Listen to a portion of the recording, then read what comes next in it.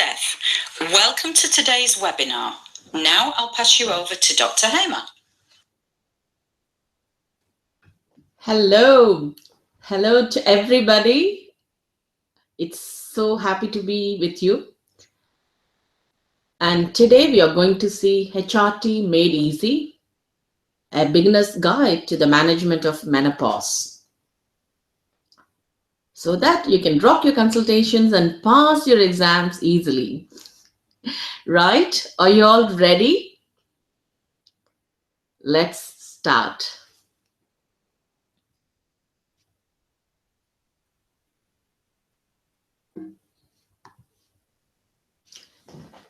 Today in this webinar, we will learn about diagnosis and management of menopause, summary of NICE guidelines, principles of hormone replacement therapy, indications and contraindications for HRT, management flowchart for patients with menopause, and at the end, I will give you further resources to go deep for further studies. And before we start, please tell us where you're from. Have you come across any difficult cases in HRT management? Please share your questions down below in the chat box and comment box. Thank you.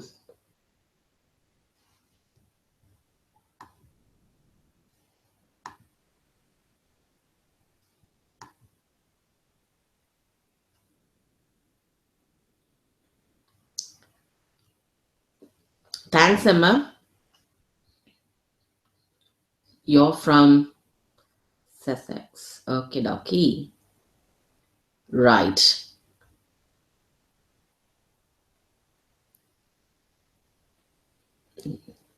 Dr. Shah is from Manchester. Okay. Yeah, we are having students from all over the world. Middle East, UK, Australia, India. So I'm so happy to be with you, friends. Right. And today's my promise is to have fun for the next 1 hour. And that is my main motive today. And for you, please turn off all your distractions, mobile phone, your Gmail account, email, Facebook. The culprit is the Facebook on Sunday morning. So switch it off. Have a pen, notes, and water, coffee or tea, whichever you prefer, and get ready. Right, there is a poll. Which topics do you want in our next webinar? Please share them in the chat box.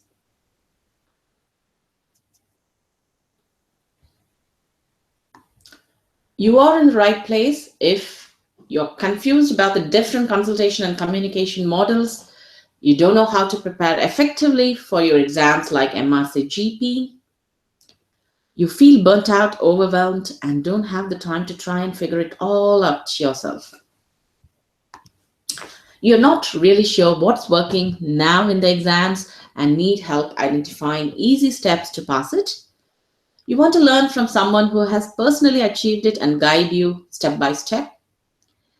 Then this point is the most important point. You have a strong will and determination to pass your exams this time, and you're ready to take whatever it takes.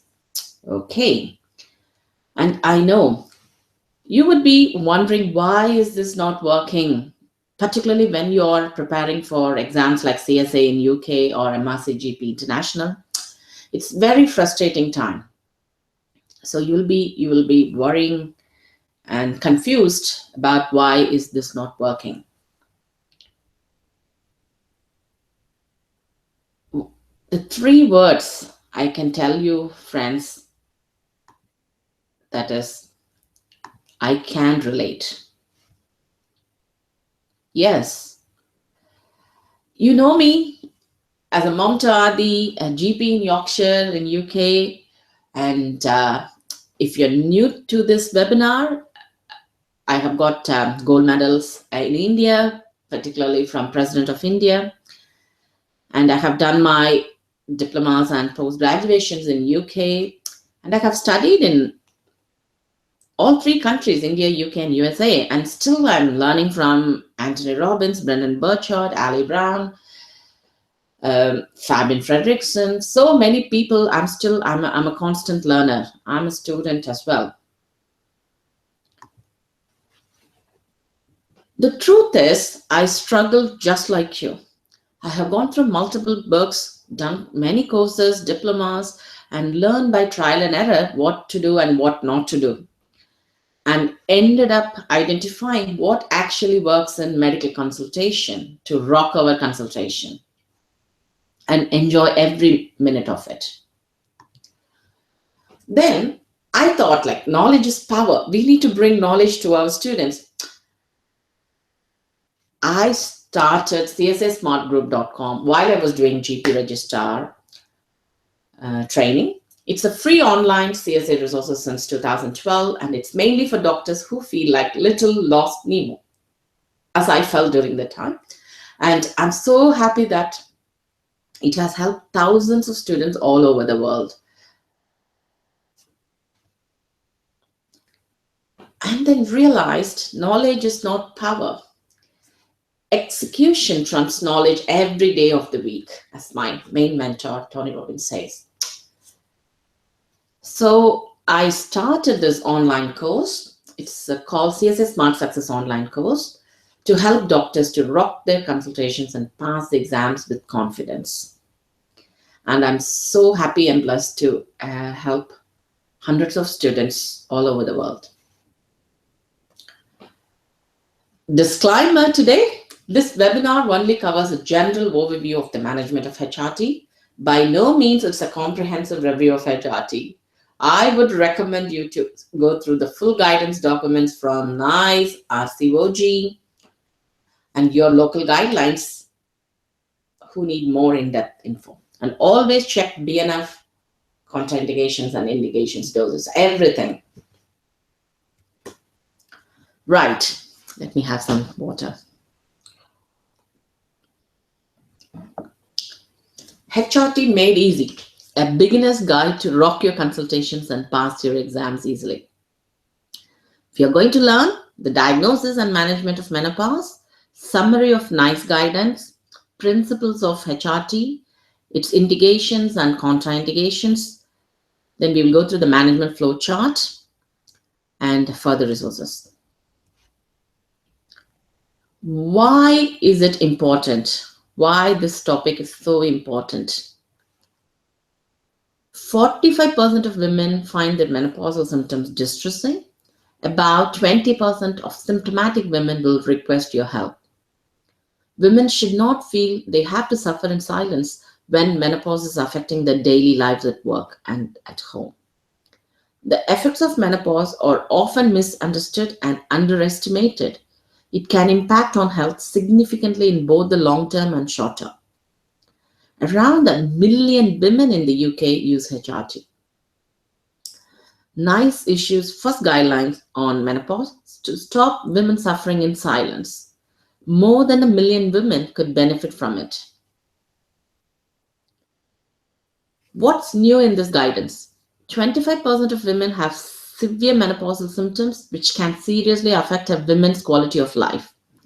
Millions of women worldwide now live 30 to 40% of their lives after the menopause.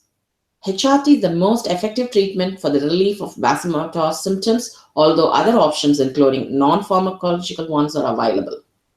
For most symptomatic menopausal women, the benefits of HRT outweigh the risks. Any increase in risk of breast cancer experienced with some HRT preparations disappears once HRT is stopped. What you need to know, the most salient points. Menopause is a clinical diagnosis in healthy women over 45 years who have not had a period for at least 12 months and are not using hormonal contraception, or who do not have a uterus and have menopausal symptoms. For vasomotor symptoms, offer HRT after discussing the short-term and longer-term benefits and risks. Prescribe estrogen and progesterone to women with a uterus and estrogen alone to women without a uterus. Advise women to report unscheduled vaginal bleeding in the first 3 months of HRT use. It's a common side effect at routine review, but to report such bleeding promptly if it occurs after 3 months. Let's see the definitions. The menopause itself is a retrospective diagnosis of the time when menstruation permanently ceases. It can only be defined with certainty after 12 months spontaneous amenorrhea. It is a biological stage in a woman's life when menstruation ceases permanently due to the loss of ovarian follicular activity. It occurs with the final menstrual period and is usually diagnosed clinically after 12 months of amenorrhea. In the UK, the mean age of the natural menopause is around 51 years, although this can vary between different ethnic groups. Perimenopause is the period before the menopause when the endocrinological, biological, and clinical features of approaching menopause commence. Also, it's called as the menopausal transition or climacteric. It is characterized by irregular cycles of ovulation and menstruation. It's the period of change leading up to the last period. It ends 12 months after the last menstrual period. The term early menopause is used for those women who go through their menopause between 40 to 45 years. Postmenopause is the time after a woman has not had a period for 12 consecutive months. Let's see about the premature menopause. It is also called premature ovarian insufficiency or premature ovarian failure. It is a syndrome consisting of amenorrhea, elevated gonadotropins, and estrogen deficiency. It's defined as menopause occurring before the age of 40 years. It affects 1 in 100 women. It can occur naturally or as a result of treatment. Approximately 1 in every 100 women under the age of 40, 1 in 1,000 women under 30, and 1 in 10,000 women under 20 experience premature menopause. In Britain, around 110,000 women between the ages of 12 and 40 are affected. A spontaneous early menopause affects approximately 5% of the population before the age of 45.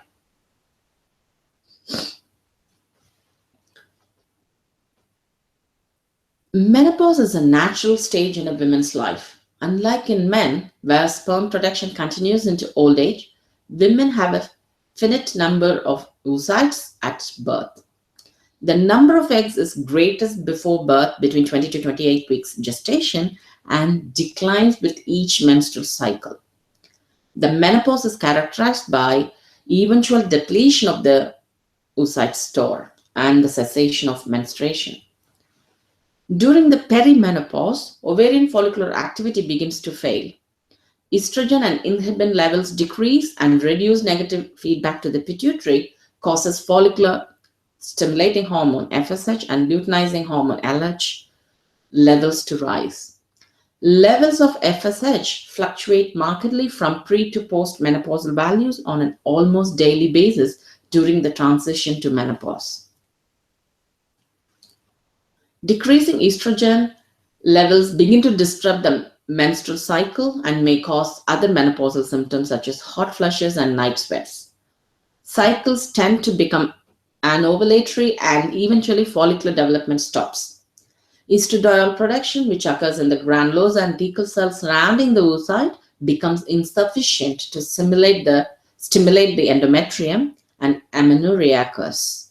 Eventually, the menopausal pattern of low estrogen and persistently high FSH and LH levels is established. In premature menopause, there is loss of normal ovarian function before the age of 40 years. The 3 main identifiable causes are genetic, autoimmune, and iatrogenic, although in most women the cause is unknown. Genetic causes include a strong maternal family history, galactosemia, and chromosomal abnormalities. Women with an autoimmune predisposition may develop autoimmune premature menopause with or without other autoimmune diseases like type 1 diabetes, Addison's disease, and thyroid disorders. Iatrogenic menopause occurs as a result of treatments such as chemotherapy, radiotherapy, and surgery. Infections, most commonly tuberculosis and mumps, may also cause premature ovarian failure. In most women who develop ovarian failure after mumps, normal ovarian function returns. Malaria, varicella, and Shigella infection may also cause premature ovarian failure. Menopausal symptoms are extremely common. 8 out of 10 women experience perimenopausal symptoms, most commonly hot flushes and night sweats, which typically last about 4 years. Wow. Vasomotor symptoms are the most commonly reported symptoms, occurring in about 75% of postmenopausal women, with 25% of these being severely affected. Symptoms may resolve in 2 to 5 years, but the median duration is 7 years and sometimes longer. The duration and severity of symptoms experienced are not uniform. Symptoms may develop in the years before the final menstrual period and may persist for a few or for several years in postmenopause. Quality of life may be severely affected. Other symptoms include mood changes, musculoskeletal symptoms, urogenital symptoms, sleep disturbance, and sexual disorders. Racial, cultural, religious, sociological, and nutritional factors modify the intensity and incidence of menopausal symptoms. A US study reported in 2009 that, on average, Afro-American women had more hot flushes than white women. Asian women, like Japanese and Chinese, had the fewest hot flushes of all ethnic groups survived.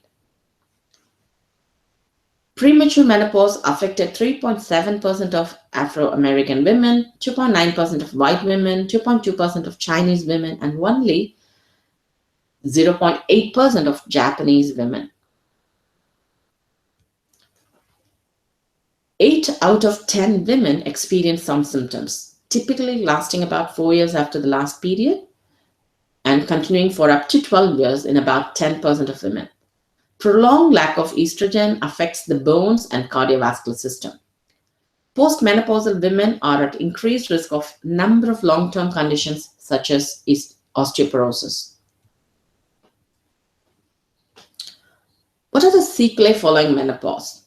Women with untreated premature menopause and early perimenopause, that is menopause between the ages of 40 to 45, are at increased risk of mortality and serious morbidity, including cardiovascular disease, cognitive decline, dementia, Parkinsonism, and osteoporosis. This increased risk is due to the menopausal decrease in the estrogen levels. Postmenopausal women are at increased risk of osteoporosis, cardiovascular disease, stroke, atrophic changes in the vagina and bladder due to estrogen depletion as well as natural aging. When to suspect the menopause?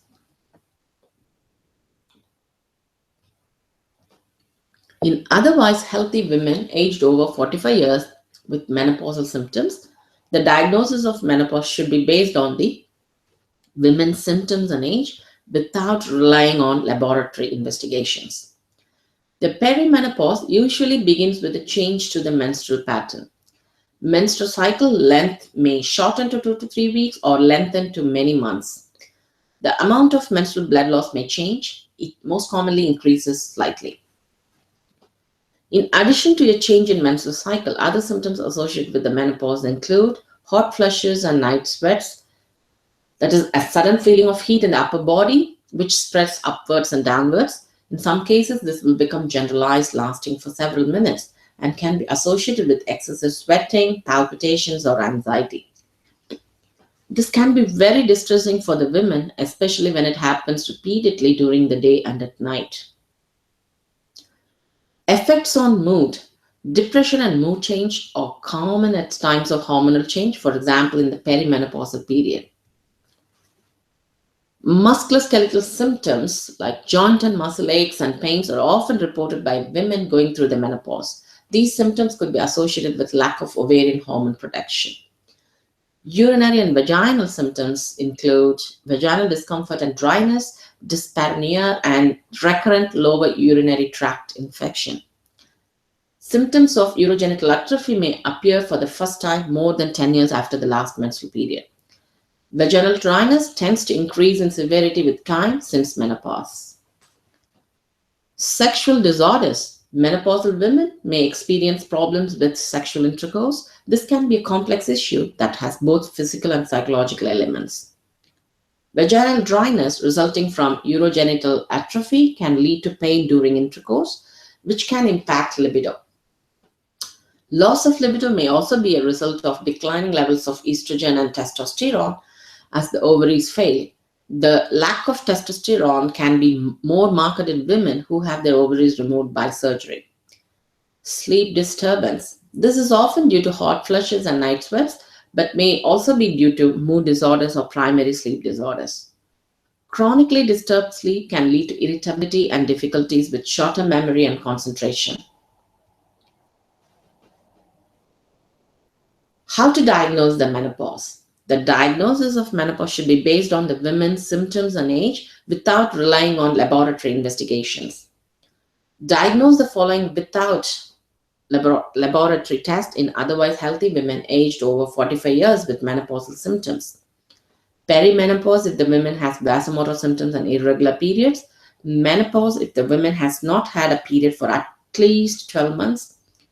Menopause based on symptoms in women without a uterus.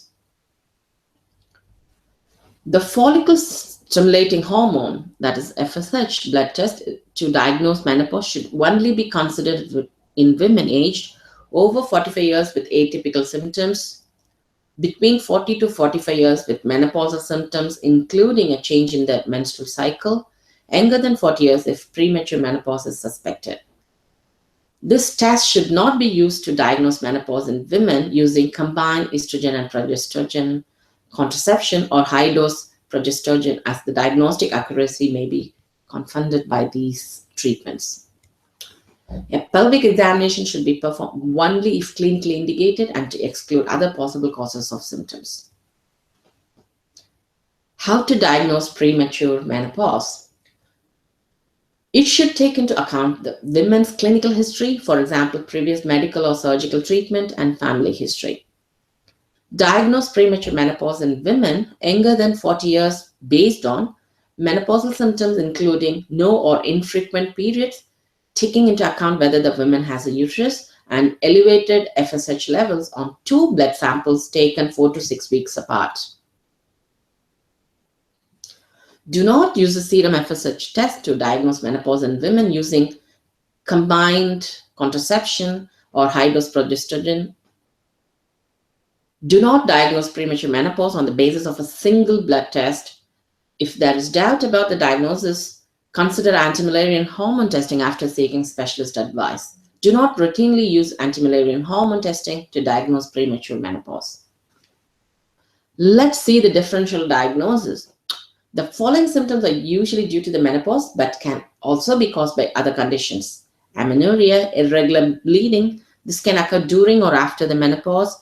During the perimenopause, possible causes include endometrial polyps, uterine fibroids, adenomyosis, endometrial hyperplasia or cancer, and vulval, vaginal, or cervical lesions. After menopause, possible causes include endometrial atrophy, vaginal atrophy, endometrial polyps, endometrial hyperplasia or cancer, vulval, vaginal, or cervical lesions. Hot flushes, if ovarian failure is uncertain, exclude other causes such as endocrine causes, for example, hypothyroidism and pheochromocytoma. Tumors, for example, costanoid tumor, pancreatic tumor, mastocytoma, and paraneoplastic syndrome. Excess alcohol consumption, dumping syndrome, panic disorders, tuberculosis, drugs, for example, nitrates, SSRIs, diltiazem, levodopa, gonadotropin-releasing hormone agonist, and antiestrogens. Vaginal atrophy may be due to trauma or infection. Symptoms that are associated with the menopause but are often due to other causes, like urinary incontinence, this is more likely to be due to mechanical factors such as obesity, gynecological surgery, or multiparity than the menopause. Mood changes like anxiety, irritability, and depression, these symptoms may not be due to the menopause alone. General population studies suggest that most women do not experience major changes in mood during the menopause transition. However, anxiety and depression should be excluded. Cognitive disturbances such as forgetfulness or difficulty concentrating, cross-sectional studies suggest that these symptoms are unlikely to be related to the menopause. Loss of libido. This symptom can be attributed to androgen deficiency. However, non-hormonal factors such as insomnia, inadequate sexual stimulation, life stresses, and depression are also important possible contributors. Muscle and joint pains. Pain and swelling resulting in restriction of mobility most often affects the small joints of the hands and feet, as well as the knees, elbows, and the cervical spine. These symptoms have been linked to a decrease in estrogen levels, but musculoskeletal causes such as osteoarthritis and rheumatoid arthritis are possible. Symptoms that are associated with the menopause but are often due to other causes like skin changes. It is difficult to separate skin changes due to aging, smoking, and sun exposure from skin changes due to declining hormonal secretion and menopause. Soon after the menopause, skin collagen content and skin thickness decrease, resulting in decreased skin elasticity. Weight gain. This is unlikely to be solely due to the perimenopause or the menopause. Body weight in women tends to increase with age, especially beginning at or near the menopause. The average weight gain ranges from 2.25 to 4.19 kilograms. Body fat redistribution to the abdomen also occurs with age, independently of weight gain. Women may notice that until the menopause, the bodies have tended to hold fat in specific areas such as hips and thighs. And this happens under the influence of estrogen. When they reach the menopause, there is an increased tendency to store fat around the waist and abdomen as a result of the fall in estrogen. Taking HRT may return fat distribution to the hips and thighs. Overall, however, clinical studies show that weight levels do not change significantly in women on HRT. Let's see the managing the menopause. How should we assess a woman going through the menopause? Assess her symptoms and severity. This helps determine the most suitable treatment, hormonal, non-hormonal, or non-pharmacological. The severity of symptoms and the extent to which they are affecting the woman's quality of life. Assess her risk of cardiovascular disease. Women with or at higher risk of CVD should have their cardiovascular risk factors managed. Assess her risk for osteoporosis. Particularly in CSA like scenario, discuss the women's expectations. Ask why she has consulted. For example, concern regarding the cause of the symptoms. Ask if she would like treatment for her symptoms. Investigations and examinations are not routinely indicated before starting HRT. If there is a sudden change in menstrual pattern, intermenstrual bleeding, postcoital bleeding, or postmenopausal bleeding, arrange an urgent 2-week referral if a gynecological cancer is suspected. If there is a personal or family history of venous thromboembolism, consider arranging a thrombophilia screening. Bear in mind that a negative thrombophilia screen does not mean that women is not at risk. If there is a high risk of breast cancer, consider referring for mammography. For more information, look at the NICE guidelines on early and locally advanced breast cancer and familial breast cancer. If the woman has arterial disease or other risk markers for arterial disease, a lipid profile may be helpful. If the woman has history, symptoms, or family history of gynecological disease, consider a pelvic examination. Give appropriate information to menopausal women and or their family or carers. That includes an explanation of the stages of menopause, the common symptoms of menopause, available treatment for menopausal symptoms, including HRT, non-hormonal treatments such as antidepressants, and non-pharmacological treatments such as cognitive behavioral therapy and relaxation techniques. The risks possible adverse effects, benefits, and expected duration of treatment with HRT. Advice on bone health, especially for women diagnosed with premature menopause. You can get more information on the prodigy topic on osteoporosis, prevention of fragility fractures. Advice on the importance of keeping up to date with nationally recommended health screening, including the NHS breast screening program that is offered every 3 years to women aged 50 years or over in UK. The cervical screening program, which is available for all women aged 25 years and over, with a frequency of routine 3-yearly recall between 25 to 49 years, and then 5-yearly recall until age 65 years. Advice on contraception, including that HRT does not provide contraception and that a woman is considered potentially fertile for 2 years after her last menstrual period if she's younger than 50 years of age, and for 1 year if she's over 50 years of age. These are other support groups like Menopause UK, Menopause Matters, and Daisy Network, especially for women who have suffered a premature menopause. Give advice on lifestyle modifications to reduce menopausal symptoms. Hot flushes and night sweats can be reduced by doing regular exercise, healthy weight range, wearing lighter clothing, sleeping in a cooler room, reducing stress, and avoiding possible triggers such as spicy foods, caffeine, smoking, and alcohol. Sleep disturbances, avoiding exercise late in the day and maintaining a regular bedtime. Mood and anxiety disturbances can be helped with adequate sleep, regular physical activity, and relaxation exercises. Cognitive symptoms can be eased by exercise and good sleep hygiene. Let's see the indications for HRT. It is indicated for the management of menopausal, vasomotor, and urogenital symptoms. 77% reduction in vasomotor symptoms compared to placebo in clinical trials. For women with an early menopause below 45 years to prevent osteoporosis and should normally be continued until the average age of the menopause, that is 52 years. For prevention and treatment of osteoporosis in women over 50 years with menopausal symptoms.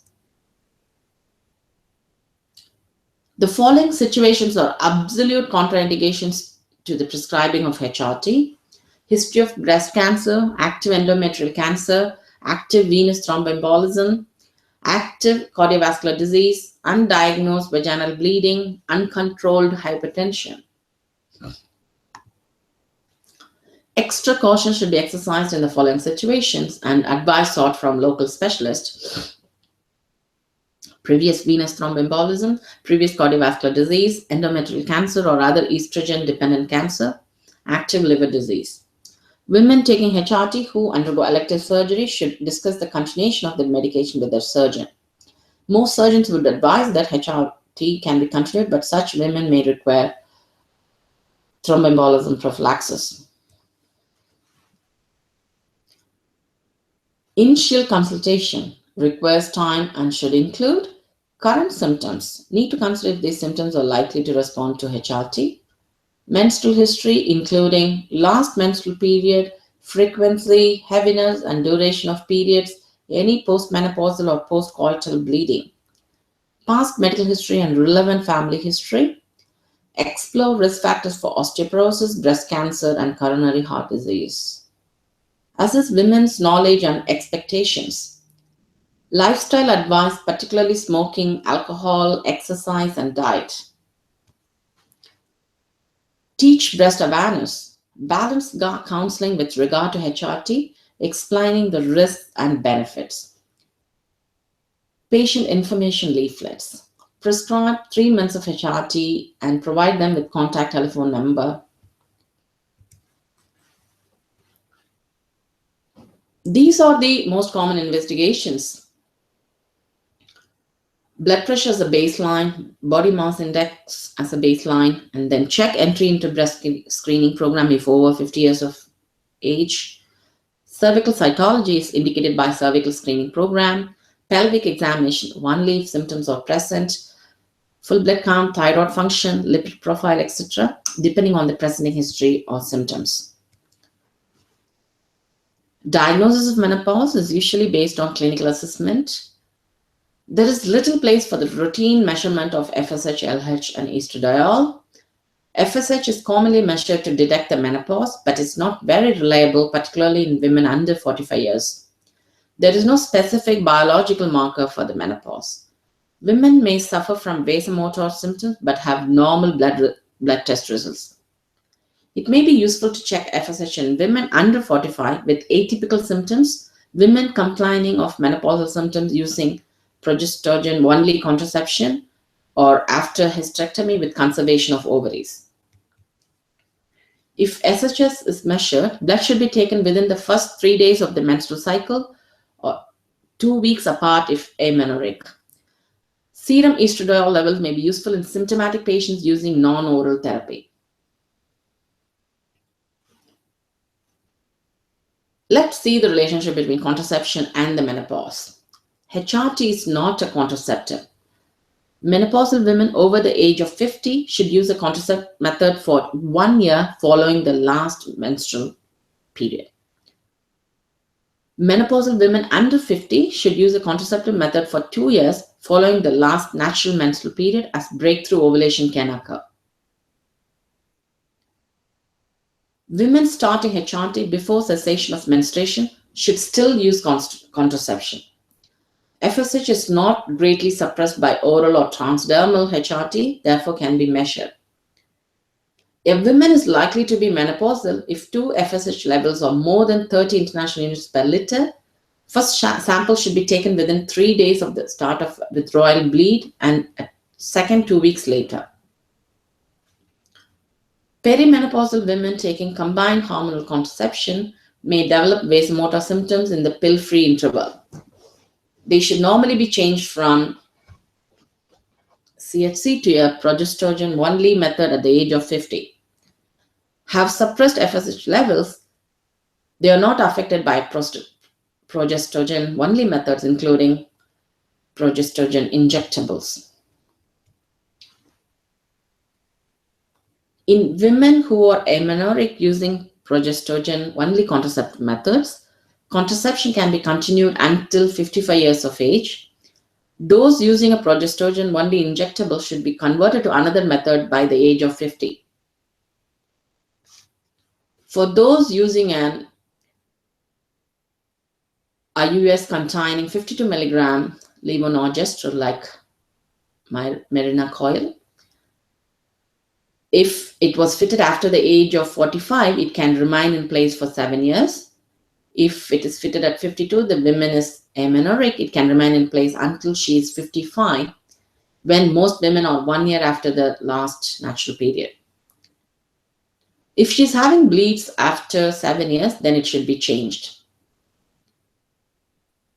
If treatment of menopausal symptoms is required, estradiol can be added,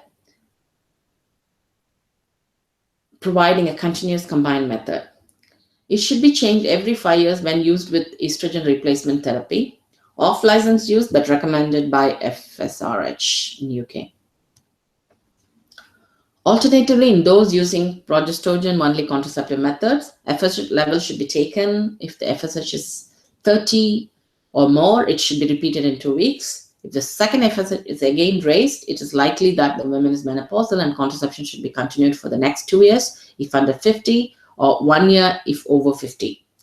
If levels are less than 30, FSH can be measured again in 12 months' time. If hormone replacement therapy is contraindicated or the woman does not wish to take HRT, advise on lifestyle modifications to reduce menopausal symptoms. If lifestyle modifications are ineffective, consider one of the following: prescribe non-hormonal or non-pharmacological treatments for symptom relief. Like for vasomotor symptoms, consider 2-week trial of fluoxetine, citalopram, or venlafaxine. Please note that the use of antidepressants for treating menopausal symptoms is off-label. For vaginal dryness, prescribe a vaginal lubricant or moisturizer such as Repellence MD. For sexual dysfunction, seek specialist advice regarding the use of testosterone supplementation. Obtain and document informed consent before prescribing testosterone for this indication. For psychological symptoms such as mood disturbance, anxiety, depression, consider self-help groups, cognitive behavioral therapy, or antidepressants. Note, there is no clear evidence of antidepressants to ease low mood in menopausal women who have not been diagnosed with depression. Refer the women to a healthcare professional with expertise in menopause. Advise the women to return if her symptoms persist or worsen. For women considering complementary therapies, explain that the quality, purity, and constituents of these products may be unknown.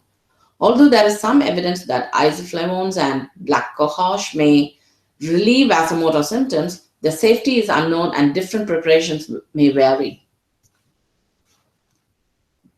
Review the women at 3 months, then annually thereafter, unless there are clinical indications for an earlier review, such as treatment ineffectiveness or adverse effects. At the review, assess efficacy and tolerability of treatment, reinforce information and lifestyle advice. If the woman is symptom-free on treatment, consider a trial withdrawal of the antidepressant treatment after 1 to 2 years of treatment. Advise that symptoms may recur once treatment is stopped.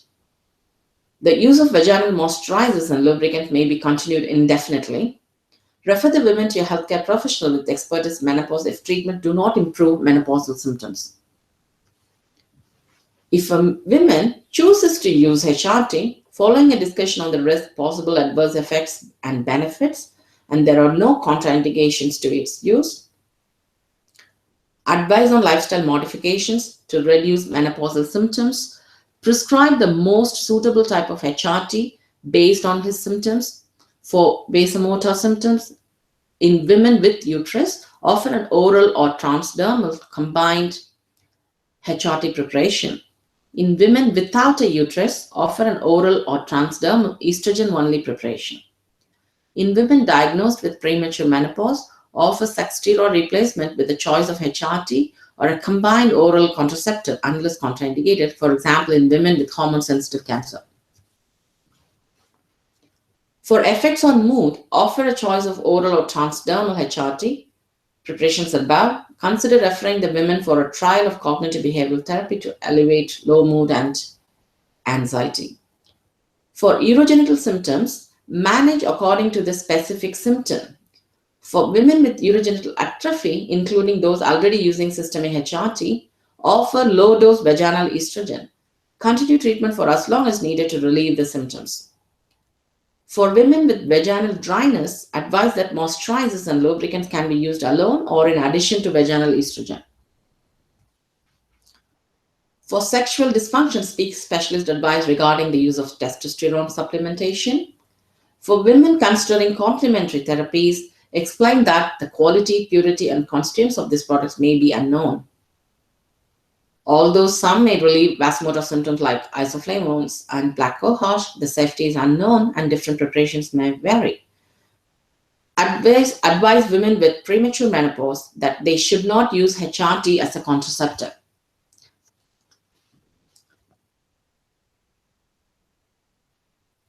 Review the women at 3 months, then annually thereafter, unless there are clinical indications for an earlier review. At the review, assess efficacy and tolerability. If low-dose vaginal estrogen does not relieve symptoms, consider increasing the dose after seeking specialist advice. Reinforce information and lifestyle advice. If HRT was started in the perimenopause, discuss the option of changing the treatment regime or reducing the dose of estrogen in the HRT with longer duration of treatment. Be aware that HRT may need to be stopped immediately in certain circumstances. Consider referring the women to a healthcare professional. If the treatment is ineffective, they have ongoing troublesome adverse effects, there are red flag symptoms such as unexplained bleeding, arrange an urgent 2-week referral if a gynecological cancer is suspected. Offer advice on stopping HRT. Explain that for vasomotor symptoms, most women require 2 to 5 years of HRT, but some women may need longer. This judgment should be made on a case-by-case basis with regular attempts to discontinue treatment. Symptoms may recur for a short time after stopping HRT. Topical vaginal estrogen may be required long-term. Regular attempts at least annually to stop treatment are usually made. Symptoms may recur once treatment has stopped. Women with premature menopause usually take HRT up to the average age of the natural menopause, that is 51 years in UK, after which the need for HRT should be reassessed. Some women will still be symptomatic. Offer women who wish to stop HRT a choice of gradually reducing or immediately stopping treatment. Explain that gradually reducing or immediately stopping HRT makes no difference to the symptoms in the longer term. Gradually reducing HRT may limit recurrence of symptoms in the short term. Symptoms of urogenital atrophy often come back when treatment with vaginal estrogen is stopped. Let's see the risks of HRT. NICE reviewed the evidence on the risks associated with HRT and made the following recommendations. The risk of venous thromboembolism associated with HRT is greater for oral than transdermal preparations. The risk associated with transdermal HRT given at standard therapeutic doses is no greater than baseline risk. HRT tablets, but not patches or gels, are linked with a higher risk of developing a blood clot. If they are already at higher risk of blood clots, for example, if they are obese and are considering HRT, they may be offered patches or gel rather than tablets. If you have a strong family history of blood clots, or if there is another reason why they are at high risk of blood clots, they may be referred to a hematologist before considering HRT. As with breast cancer, all women have a very small risk of developing blood clots, deep vein thrombosis, or pulmonary embolism, whether or not they take HRT. For women not on HRT, it is estimated that the number of cases of blood clots that will occur over a 5-year period is about 3 per 1,000 women in their 50s and about 8 per 1,000 women in their 60s. In healthy women who use HRT for 5 years, the number of additional cases over a 5-year period will be approximately 4 per 1,000 in their 50s and 9 per 1,000 women in their 60s. Coronary heart disease and stroke.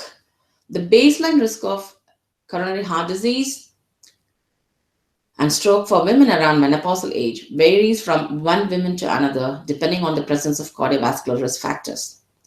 HRT with estrogen alone is associated with no or reduced risk of coronary heart disease. HRT with estrogen and progesterone is associated with little or no increase in the risk of coronary heart disease.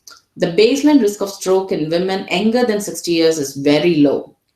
Oral but not transdermal estrogen is associated with a small increase in the risk of stroke. HRT does not increase cardiovascular disease risk when started in women younger than 60 years. HRT does not affect the risk of dying from cardiovascular disease. An increased risk of stroke and cardiovascular disease was observed in WHI trial in women taking continuous combined conjugated estrogens and medroxyprogesterone acetate. It is uncertain whether this increased risk also extends to other HRT products. HRT should not be prescribed for the prevention of stroke or cardiovascular disease. Breast cancer. We have to explain to women around the age of natural menopause that the baseline risk of breast cancer for women around menopausal age in the UK varies from one woman to another. HRT with estrogen alone is associated with little or no increase in the risk of breast cancer. HRT with estrogen and progesterone can be associated with an increase in the risk of breast cancer. Any increase in risk of breast cancer is related to treatment duration and reduces after stopping HRT. HRT does not affect the risk of dying from breast cancer. Every woman is at risk of developing breast cancer, and that risk becomes greater with age. Million Women study shows for women not using HRT between the ages of 50 and 65 years, about 32 in every 1,000 are expected to be diagnosed with breast cancer. For women who use HRT between the ages of 50 and 65 years, an extra 6 in 1,000 breast cancer cases will be diagnosed after 5 years on HRT, and an extra 19 in 1,000 women after 10 years on HRT. All women over the age of 50 should have regular breast screening whether or not they are taking HRT.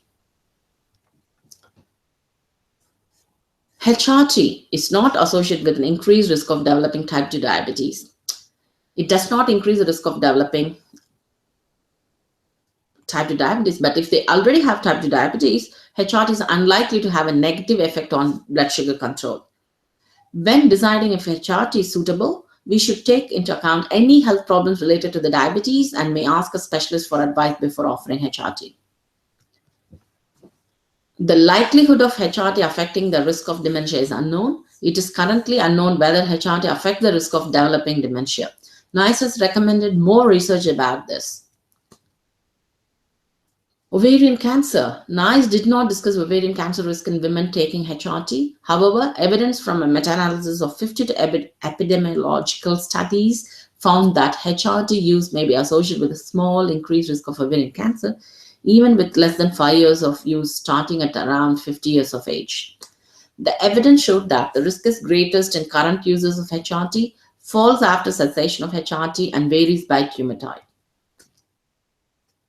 The baseline risk of fragility fracture for women around menopausal age in UK is low and varies from one woman to another. The risk of fragility fracture is decreased while taking HRT, and this benefit is maintained during treatment but decreases once treatment stops. May continue for longer in women who take HRT for longer. We can explain to the patients like when the ovaries stop making estrogen, the bones become thinner and they have a higher risk of osteoporosis where the bones break more easily. Women should be given advice about bone health and osteoporosis at the first appointment and again when reviewing the treatment. For women around menopausal age, the risk of breaking a bone is low and HRT reduces this risk further. This benefit only lasts while taking HRT, but it may last longer if they have taken HRT for a long time.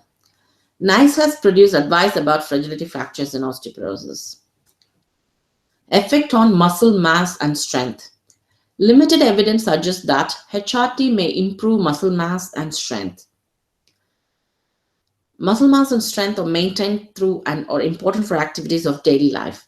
Women may lose muscle strength as they reach menopause, and HRT may improve this. However, it is also important to carry on daily activities and exercise, which will help to stay as strong and fit as possible. In addition, for women diagnosed with premature menopause, starting hormonal treatment and continuing treatment until at least the age of natural menopause reduces the risk of chronic diseases including cardiovascular disease and osteoporosis. HRT may have a beneficial effect on blood pressure when compared with a combined oral contraceptive. Both HRT and combined oral contraceptives offer bone protection. Let's see the main classes of HRT. There are 3 major types, and the one a woman receives will depend on whether she has just begun her menopause, whether she's postmenopausal, or whether she has had a natural or surgical menopause. The first type, estrogen-only HRT. This is recommended for women who have had their ovaries and womb removed by hysterectomy. Because the role of progestogen is simply to protect the womb, and this group of women do not need it and are therefore usually prescribed estrogen-only HRT. The second group is called cyclical or continuous sequential HRT. These are often referred to as sequential HRT and are recommended for women who have had a natural menopause and or who are approaching the menopause but still having periods and menopausal symptoms, the so-called perimenopause. Cyclical HRT contains estrogen and progestogen, and this will produce regular bleeding. Continuous combined or period-free HRT. This is recommended for women who have not had a period for at least 1 year and are therefore postmenopausal. Period-free HRT contains similar hormones to cyclical HRT, but as the name suggests, it does not cause regular bleeding. The hormones contained in HRT, estrogen and progestogen, can be derived from different sources, but they all serve the same function. The estrogen in HRT may originate from plant sources like estradiol or from the urine of pregnant horses, conjugated equine estrogen. It is different from the estrogen found in the contraceptive pill, which is of synthetic origin and is more powerful than natural estrogen. The progestogen in HRT is a synthetic version called progestogen, which is used because natural progesterone is poorly absorbed in the tablet form. There are many varieties of progestogen, but they all have the same essential function in HRT, which is to protect the lining of the womb. There are different forms of HRT available, various combinations of different estrogens with or without progestogens, and in various forms like tablets, patches, gels, creams, implants, pessaries, rings, spray. Natural progestogens like micronized progesterone.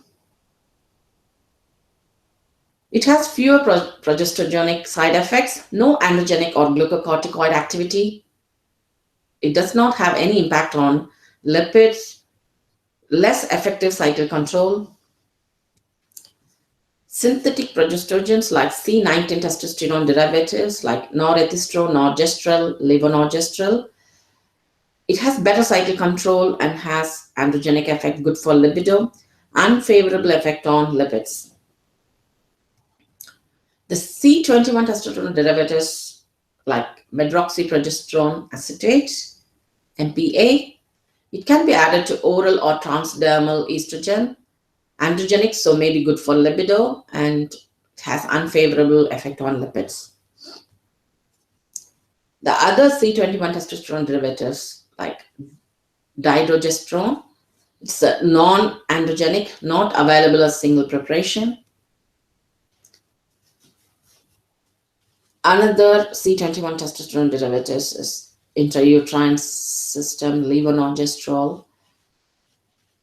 It has to be replaced after 5 years as per FSRH guidance. That is minimal systemic absorption. The safety of HRT largely depends on age. Healthy women younger than 60 years should not be concerned about the safety profile of HRT.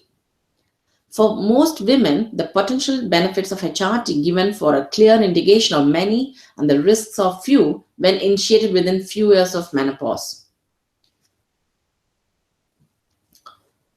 Let's see the vaginal estrogen.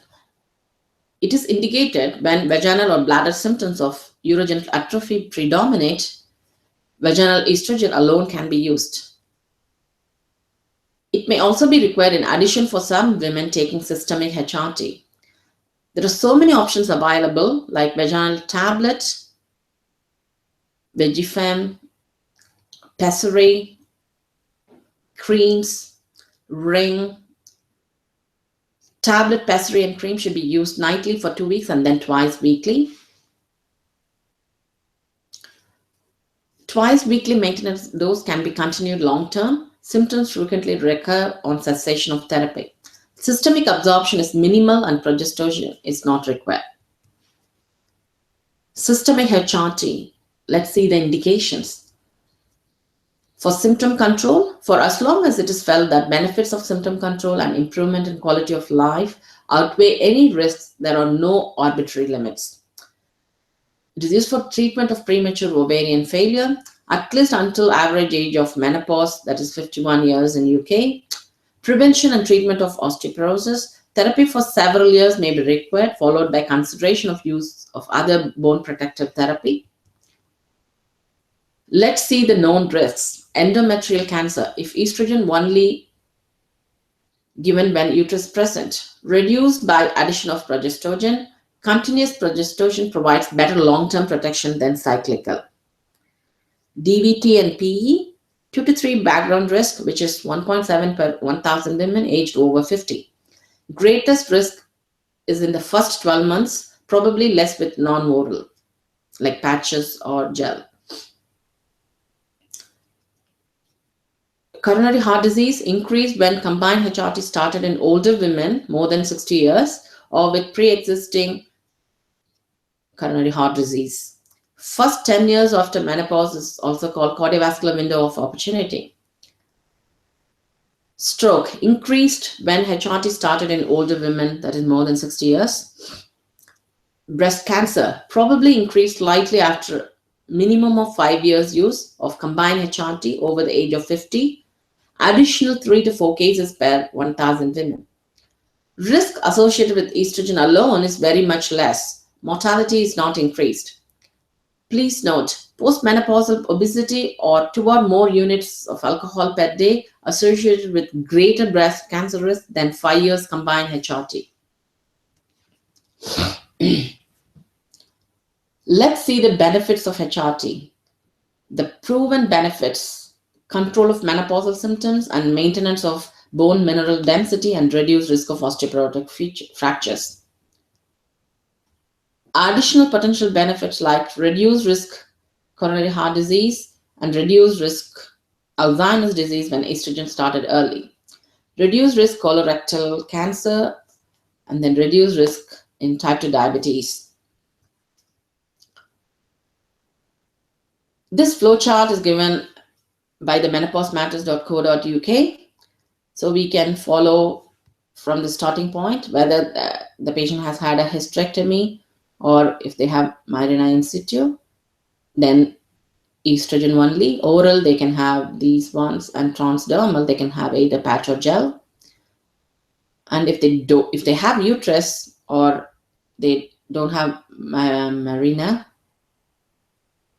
if they are postmenopausal, we can go for continuous combined, either through oral or patch. If they're perimenopausal, we can give sequential combined, and that too oral or patch.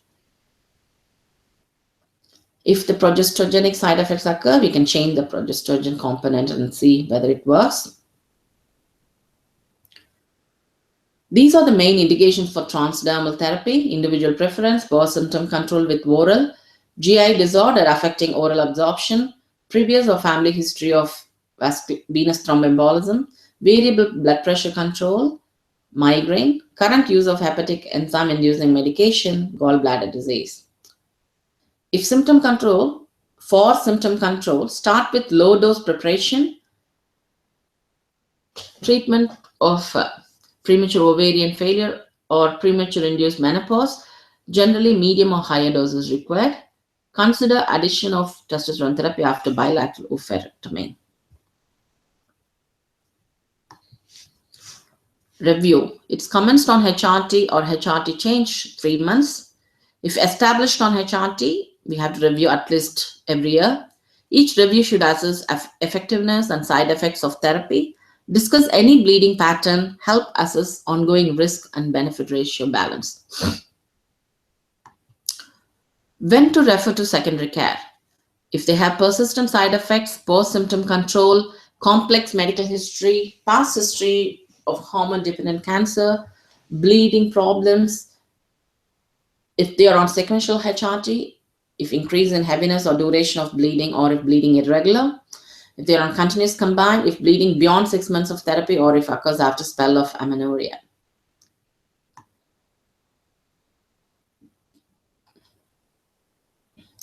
Let's see menopausal HRT. For vaginal symptoms only, we can use vaginal estrogen, lubricants, and moisturizer like repellents. If they are post-hysterectomy, we can use transdermal or oral estrogen tibolone. If the uterus is intact and if their LMP is less than, that is last menstrual period is less than 1 year, we can use oral sequential combined estrogen and progesterone, patch or transdermal, oral patch estrogen along with IUS or oral progesterone. Clara, if low risk or contraception needed. If they have uterus and if their LMP is more than 1 year, we can use either oral or patch continuous combined products or transdermal oral estrogen with IUS or oral progesterone. Non-hormonal treatment includes clonidone, venlafaxine, gabapentin, SSRIs. These are the possible medications to use. There are alternatives available. Always check the DNF. Use lowest dose to symptom control. Prices are for 3 months treatment is rough guidance. Sequential preparations, which still give periods for patients with intact uterus, perimenopausal under 1 year, or amenorrhea. We can use tablets like LS Duet. And second line uses femistone. Transdermal options are as following: Fem7 CP or Everel. If we need continuous combined for bleed-free HRT, use if amenorrheic more than 1 year, more than 54 years, or more than 3 years on sequential HRT. We have tablets like LS Duet Conta, Femiston Conta. Second line of Tibolone, 2.5 milligram. It can be useful if bloating on estrogen, poor libido, endometriosis. Transdermal continuous combined options are also available.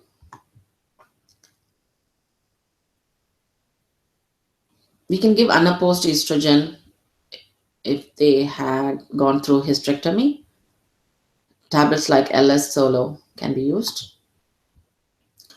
These are the transdermal options: patches and gel, like Estradot patch, Estrogel, and Sandrina gel. Topical vaginal estrogen products are available as Vegifem or Ovestin cream. Progestogen adjunct to topical estrogen if no hysterectomy. Tablets like medroxyprogesterone acetate or atrogestin. Second line like Merina coil.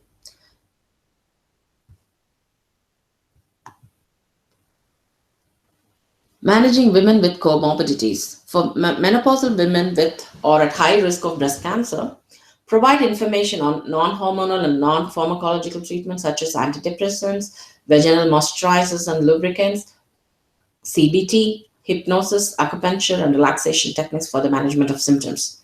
Explain that St. John's wort may be a treatment option but can interact with other drugs, for example, tamoxifen. Offer referral to a healthcare professional with expertise in menopause. Please see the NICE guidelines on early and locally advanced breast cancer and familial breast cancer for detailed advice on the treatment of menopausal symptoms in women with or at higher risk of breast cancer. For women at increased risk of venous thromboembolism, like DVT or pulmonary thromboembolism, consider prescribing transdermal hormone replacement therapy rather than oral HRT. Refer menopausal women at high risk of VTE, for example, those with a strong family history of VTE or a hereditary thrombophilia, to a hematologist for assessment before considering HRT. For women with cardiovascular risk factors like hypertension, HRT can be considered, however, cardiovascular risk factors should be managed.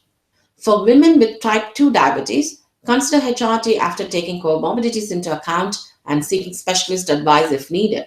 Advise that HRT is not associated with an adverse effect on blood glucose control.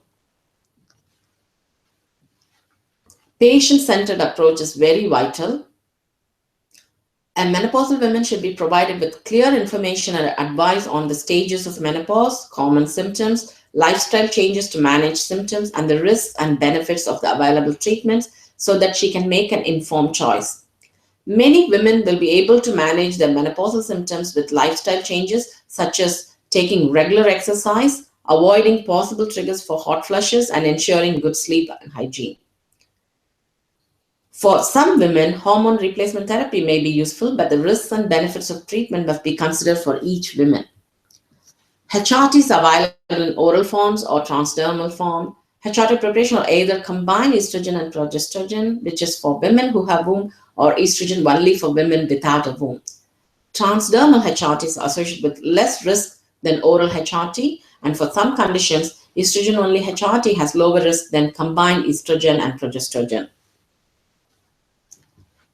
Adverse effects of HRT include estrogen-related adverse effects such as fluid retention, bloating, breast tenderness, nausea, headaches, leg cramps, and dyspepsia. Progestogen-related adverse effects such as fluid retention, breast tenderness, headaches, or migraine, mood swings, depression, acne, and lower abdominal pain. Bleeding. For women who are unable or unwilling to use HRT, treatment options include we can use a trial of fluoxetine or citalopram or venlafaxine for vasomotor symptoms. We can use vaginal lubricant or moisturizer for vaginal dryness. For psychological symptoms, we can try self-help groups, psychotherapy, counseling, or antidepressant depending on the women's preferences. Complementary therapies. Women who wish to try complementary therapy should be advised that the quality, purity, and constituents of these products may be unknown. Recommendations for women with or at high risk of breast cancer. The menopause guideline references two published NICE guidelines within its recommendations for women with or at high risk of breast cancer. Some of the existing published guidelines in these two guidelines follow. The NICE guideline, Early and Locally Advanced Breast Cancer, CG80, makes a number of recommendations regarding HRT and women with breast cancer. That includes discontinue HRT in women who are diagnosed with breast cancer, do not offer HRT routinely to women with menopausal symptoms and the history of breast cancer. HRT may, in exceptional cases, be offered to women with severe symptoms and with whom the associated risks have been discussed by the specialist. Offered information and counseling for all women about the possibility of early menopause and menopausal symptoms associated with breast cancer treatment. You can see the full recommendations at nice.org.uk/CG80.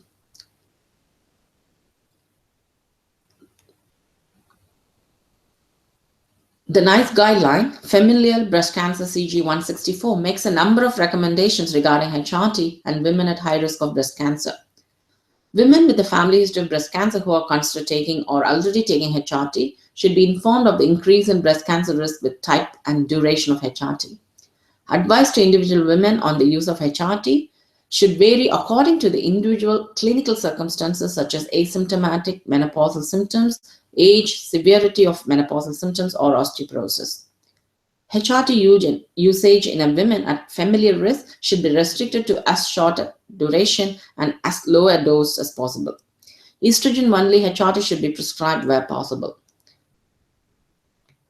In addition, the menopause guideline recommends offering menopausal women with or at high risk of breast cancer information on all available treatment options, information that the SSRIs like paroxetine and fluoxetine should not be offered to women with breast cancer who are taking tamoxifen, and referral to a healthcare professional with expertise in menopause.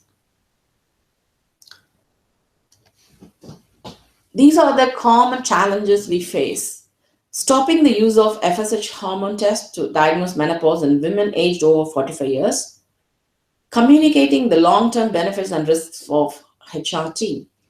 And providing enough specialist services. The FSH test is often performed unnecessarily in women over 45 years of age. The evidence underpinning this guideline highlights that hormonal tests should not routinely be used in the diagnosis of menopause and that FSH tests should not be used in women aged over 45 years. This is because FSH fluctuates considerably over short periods of time during the years leading up to menopause, and so blood levels are not a helpful addition to what is a clinical diagnosis. If a woman is aged over 45 years and has not had a period for at least 12 months or has vasomotor symptoms and irregular periods or just symptoms if she doesn't have a uterus, this is adequate information to diagnose menopause and premenopause respectively. In younger women, FSH tests should not be used to diagnose menopause in those taking combined contraception or high-dose progesterone because these affect FSH measurements. Carrying out this test in this group of women does not improve menopause management, and so this is an area of care where considerable savings could be made through disinvestment. Communicating the long-term benefits and risks of HRT is a challenging thing. It is important to provide information on the benefits and risks of HRT to help women make an informed choice about which treatment to use for menopausal symptoms. Media reports about HRT have not always been accurate, so providing healthcare professionals and women with a robust source of information is vital. Before publication of this guideline, there was no consensus about long-term benefits and risk of HRT. Although the Women's Health Initiative find that HRT prevented osteoporotic fractures and colon cancer. It initially reported that HRT increased the risk of having a cardiovascular event as well as the incidence of breast cancer. However, the association between HRT and cardiovascular disease has since been disputed, and the results show that the risk varies in accordance with individual factors.